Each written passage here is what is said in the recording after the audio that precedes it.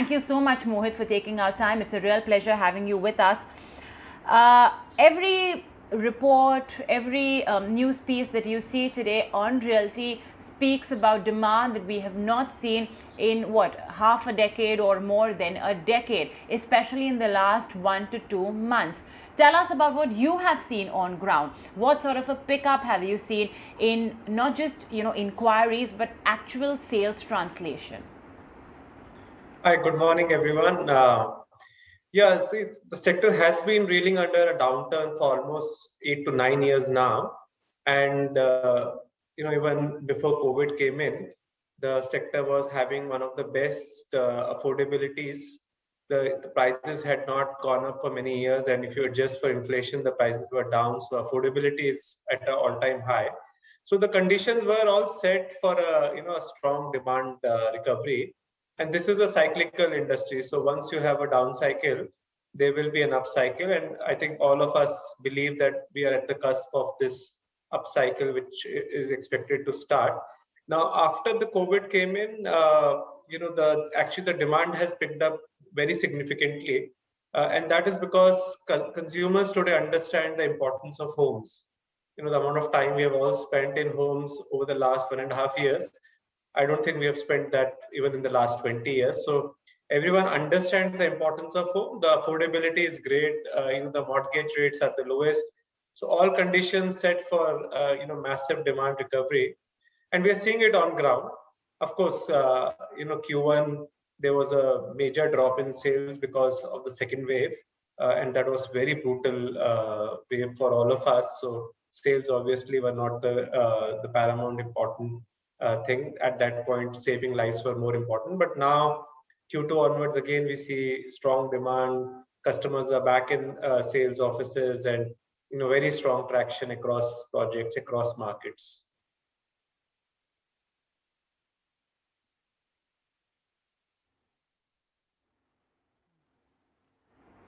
All right. You're primarily, of course, in the MMR area. How have you seen, thanks to the fact that your sales has started picking up quite significantly post the second wave? How have you seen, your inventories as well unwind? If you could share a picture of what the unsold inventory is like today versus, what it was maybe a couple of months ago. Yes, we have a strong presence across the 4 metros. If you look at Mumbai, Pune, NCR, and Bangalore, we have very strong presence and very strong sales. And across markets, sales are doing very well. It's not just Mumbai. Mumbai, of course, got the benefit of stamp duty cuts last year, and the sales trends continue to do very well. In terms of inventory levels, inventory levels for us is quite low because we sell almost 70% of the project at the time of launch.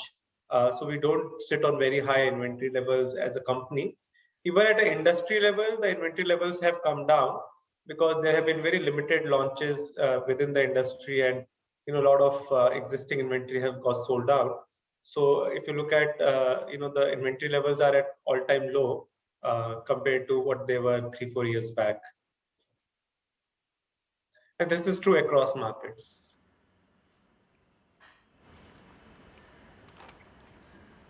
Right. Mohit wanted to understand, while sure there is a demand revival which is taking place, is pricing power as well coming back to the sector?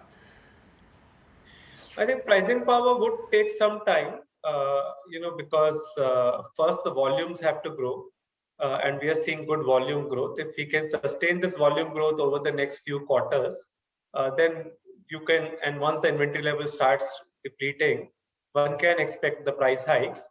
But my personal view is that it might take a couple of quarters before we can see a meaningful price hikes.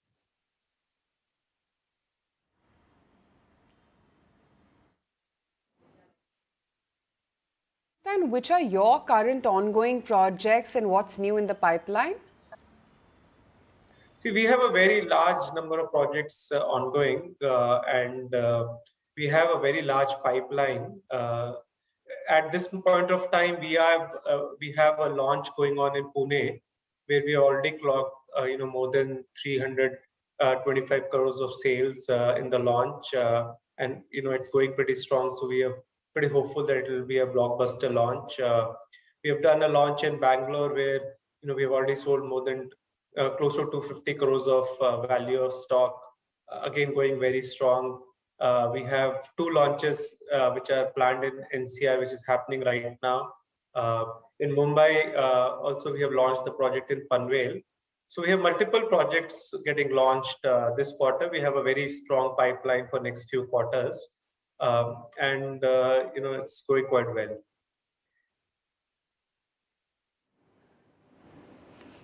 Well, my understanding is that the real price appreciation has happened in tier 2 cities.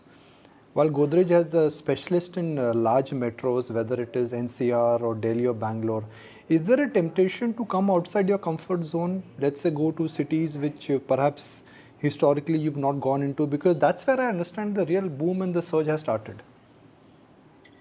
Yeah, it's everywhere. We are looking at new cities. So for us, it's not that we are not looking at new cities, but if you see the bulk of the demand in India, the organized demand is almost 70 to 75% in these top 4 to 6 cities. So focus would remain these. The new cities is something we have started to evaluate, but as of now, we don't have any plans which are being firmed up. Okay.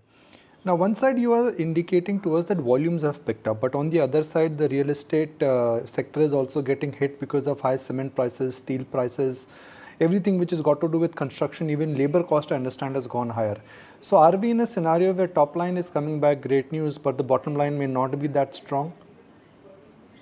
Yeah, see, if you look at the steel and cement prices and their impact on the bottom line, typically, and just doing a very rough maths, even if there is a very significant inflation on steel and cement, the impact on the bottom line is around 1% of the margin. So, 1% price hikes are not something which is very difficult. So those kind of things can be passed on. But these are not significant price hikes either for the for the company or the consumer. These are small costs which can be passed on to the consumer, which we are doing in projects wherever it is possible. And the net impact of these are pretty low if you look at it from a top line perspective or the margins perspective.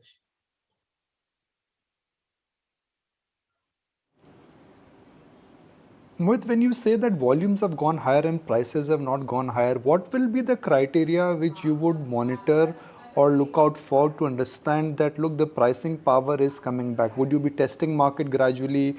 Will it be the neighborhood prices which start going higher, which you would follow? I'm just trying to understand that what is the turning point when you would be in a position to convincingly increase prices, because I'm sure you don't want a situation when you increase prices and demand drops.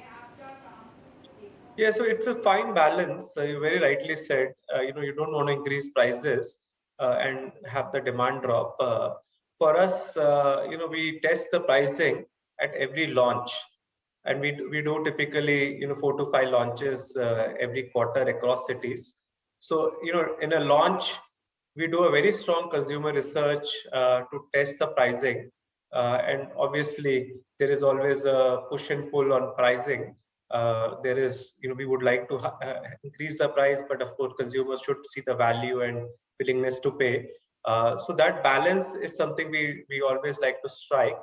And again, I'm not saying there is no price hike. There are markets where we have seen, some price hikes happening, but across the board, across the industry, I think these things will take some more time before it's, because the real estate cycle is just beginning to go to an up cycle, and typically price hikes come little later in the cycle.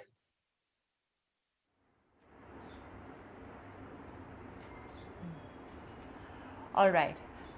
Well, it's a cyclical industry. We are just seeing the beginning of that upcycle, according to Mohit Malhotra. But we leave it at that. Thank you so much, Mohit, for joining us this morning on The Market.